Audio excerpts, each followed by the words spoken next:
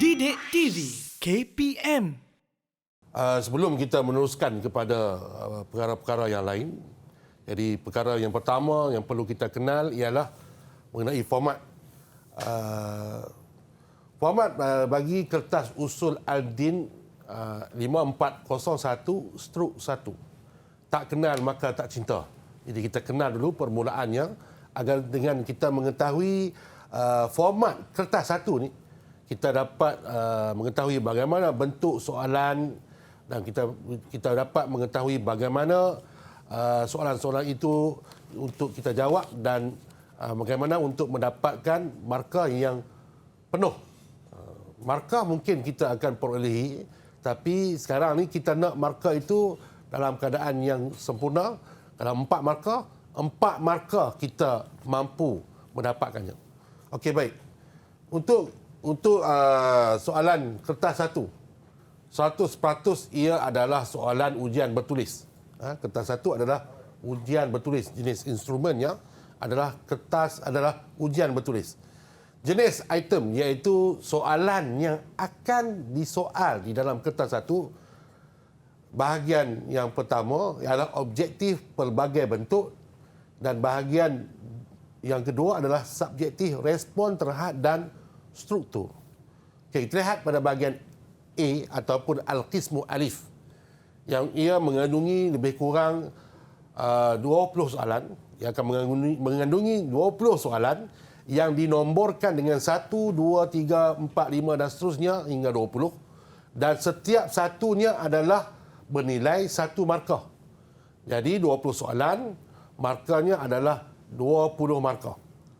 Dan setiap calon perlu menjawab keseluruhan di bahagian alif. Setiap soalan ni di bahagian alif, calon perlu menjawabnya. Untuk bahagian ba ataupun qismu ba ataupun bahagian B, ada 4 pecahan. Ada 4 pecahan soalan besar yang setiap satunya akan bernilai 20 markah.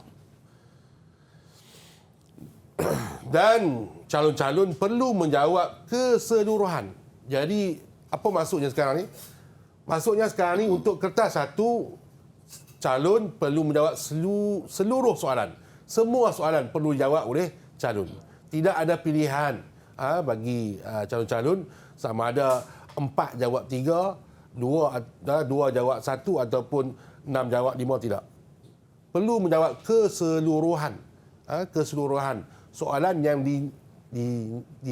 disoal dan dinyatakan di dalam kertas satu.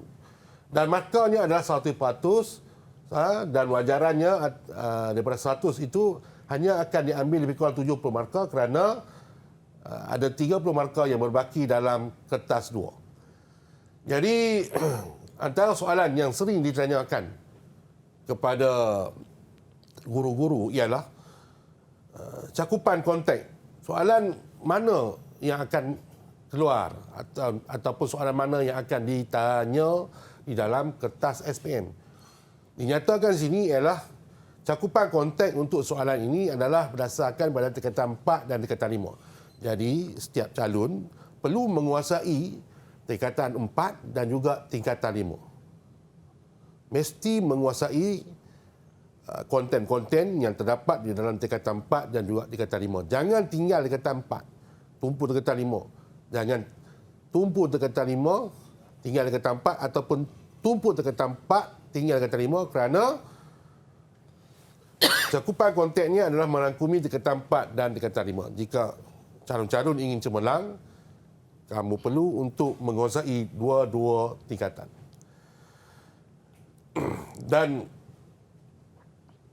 aras soalannya adalah 532. Jadi 532 ni bermaksud 50 markah soalan aras rendah, 30 markah aras sederhana dan 20 markah adalah aras tinggi. Jadi setiap calon anda semua berpeluang untuk lulus kerana 50 markah adalah daripada soalan yang beraras rendah.